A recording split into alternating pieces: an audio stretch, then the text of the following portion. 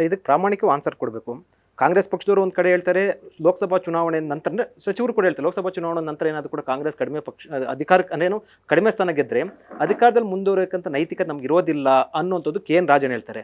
ಬಹಳ ಪ್ರಮುಖ ನಿಮ್ಮ ಒಂದು ಅಂಗ ಪಕ್ಷ ಅಂತಂದ್ರೆ ಏನು ಮೈತ್ರಿ ಪಕ್ಷ ಬಿಜೆಪಿ ಹೇಳ್ತಾರೆ ಲೋಕಸಭಾ ಚುನಾವಣೆ ಫಲಿತಾಂಶದ ಬಳಿಕ ಸರ್ಕಾರ ಸುಭದ್ರತೆ ಇರೋದಿಲ್ಲ, ಅಂದರೆ ಸರ್ಕಾರದಲ್ಲಿ ಬದಲಾವಣೆ ಆದರೂ ಕೂಡ ಆಗ್ಬೋದು ಅನ್ನುವಂಥದ್ದು. ನಿಮಗೆ ಸರ್ಕಾರದ ಒಳ ಹೊರಗೆಲ್ಲ ಕೂಡ ಗೊತ್ತಿದೆ.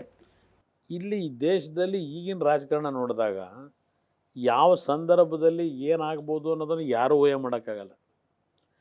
ನಾವು ಊಹೆ ಮಾಡಿದಂಥದ್ದನ್ನು ಆಶ್ಚರ್ಯಕರವಾದಂಥ ರೀತಿ ಬದಲಾವಣೆಗಳು ಕಾಣ್ತಾ ಇದ್ದೇವೆ. ಈಗ ಯಾರಾದರೂ ಬಿಹಾರದ ರಾಜಕಾರಣನೇ ತಗೊಂಡ್ರೆ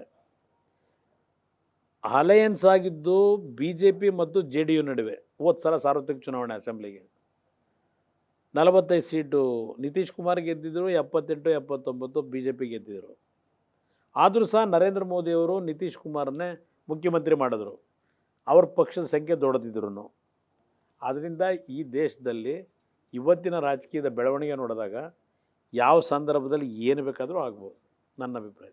ಸರ್ ರಾಜ್ಯದಲ್ಲಿ ಸಿದ್ದರಾಮಯ್ಯ DKಶಿ ಇರುವಂಥದ್ದು ಸರ್ಕಾರ ಅಷ್ಟೊಂದು ಸುಲಭವಾಗಿ ಅಭದ್ರತೆ ಆಗಕ್ಕೆ ಸಾಧ್ಯ ಇದೆ, ಏನು ಬೇಕಾದ್ರೂ ಆಗೋಕ್ಕಂತ ಸಾಧ್ಯ ಇದೆಯಾ? ನಮ್ಮ ದುರಾದೃಷ್ಟ, ರಾಜ್ಯದ ಜನತೆ ದುರಾದೃಷ್ಟ.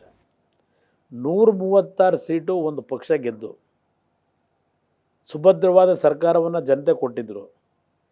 ಪ್ರತಿದಿನ ಈ ಮಂತ್ರಿಗಳು 36 ಜನ ಅವರವರೇ ಏನೇನು ಬೇಕೋ ಚರ್ಚೆಗಳು ಮಾಡ್ತಾರೆ. ಈ ಸರ್ಕಾರದ ನಡವಳಿಕೆಗಳ ಬಗ್ಗೆ ಏನಾದರೂ ಈ ಸರ್ಕಾರದ ಕಾರ್ಯಕ್ರಮಗಳ ಬಗ್ಗೆ ಮುಖ್ಯಮಂತ್ರಿ ಒಬ್ಬರೇ ಹೇಳಲ್ಲ. ಸಂಬಂಧ ಇಲ್ಲದೆ ಇರತಕ್ಕಂಥ ಮಂತ್ರಿಗಳು, ಸಂಬಂಧ ಇಲ್ಲದೆ ಇರತಕ್ಕಂಥ ಶಾಸಕರು ಅವ್ರು ಏನೇನು ಬೇಕೋ ಏನು ಬೇಕಾದ್ರೂ ಚರ್ಚೆ ಮಾಡ್ತಾ ಇದ್ದಾರೆ. ಒಬ್ರಿಗೊಬ್ರಿಗೆ ಪರಸ್ಪರ ವಿಶ್ವಾಸ ಇಲ್ಲ. 3 ಜನ ಉಪಮುಖ್ಯಮಂತ್ರಿ ಬೇಕು ಅಂತ ಒಬ್ಬ ಮಂತ್ರಿ ಹೇಳ್ತಾನೆ. ಈ ರೀತಿಯ ಸರ್ಕಾರ, ಅದು ಕಾಂಗ್ರೆಸ್ ಪಕ್ಷದ ಎಂಥದ್ದು ಇತಿಹಾಸ ಇರೋ ಪಕ್ಷವಲ್ಲ ಅದು. ಈ ರೀತಿ ಅವನಾದರೂ ನಡೆದು ಕೇಳಿದಿರ ಎಲ್ಲಾದರೂ? ಯಾರಿಗೆ ಕಂಟ್ರೋಲ್ ಇದೆ? ಈ ರಾಜ್ಯ ಆಳ್ತಿರೋದು ಯಾರು ಅನ್ನೋದು ಜನಕ್ಕೆ ಇನ್ನೂ ಗೊತ್ತಾಗಿಲ್ಲ. ಕಾಂಗ್ರೆಸ್ ನಾಯಕರಿಗೆ ಗೊತ್ತಿದೆ ಇರೋ ಗೊತ್ತಿಲ್ಲ ಯಾರು ಆಳ್ತಾ ಇದ್ದಾರೆ ಅಂತ.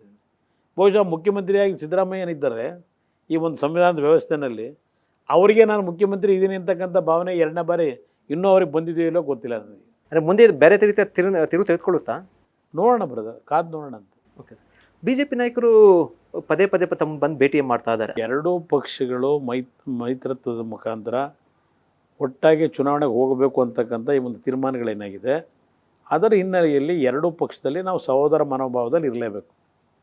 ಈಗ ಪರಸ್ಪರ ನಮ್ಮ ಮಾತುಕತೆಗಳು ವಿಶ್ವಾಸದ ಒಂದು ಭದ್ರ ಬುನಾದಿ ಆಗ್ತಕ್ಕಂಥ ದೃಷ್ಟಿಯಿಂದ ಪರಸ್ಪರ ನಾವು ಭೇಟಿ ಮಾಡೋದು ಒಂದು ವಿಶ್ವಾಸವನ್ನು ಮೂಡಿಸ್ತಕ್ಕಂಥ ನಿಟ್ಟಿನಲ್ಲಿ ನಾವು ಒಟ್ಟಾಗ್ತಕ್ಕಂಥ ಒಂದು ಸಂದೇಶ ಹೋಗುತ್ತೆ. ಅದರಿಂದ ನಾವು ಅವರು ಭೇಟಿ ಮಾಡೋದಕ್ಕೆ ಅದಕ್ಕೇನು ಒಂದು ವಿಶೇಷವಾದಂಥ ಒಂದು ಮಹತ್ವ ಕೊಡಬೇಕಾಗಿಲ್ಲ. ನಮ್ಮಗಳ ಜವಾಬ್ದಾರಿ ನಿರ್ವಹಣೆ ಮಾಡಬೇಕಾದ್ರೆ ಜನತೆಯಲ್ಲೂ ಎರಡೂ ಪಕ್ಷಗಳು ವಿಶ್ವಾಸದಲ್ಲಿ ಮುಂದಿನ ದಿನಗಳಲ್ಲಿ ಹೋಗುತ್ತೆ ಅಂತಕ್ಕಂಥದ್ದು ಸಹ ಈ ರೀತಿ ನಾವು ಪರಸ್ಪರ ಭೇಟಿ ಮಾಡೋದ್ರಿಂದ ಒಂದು ಸಂದೇಶ ಜನಕ್ಕೂ ಹೋಗುತ್ತೆ.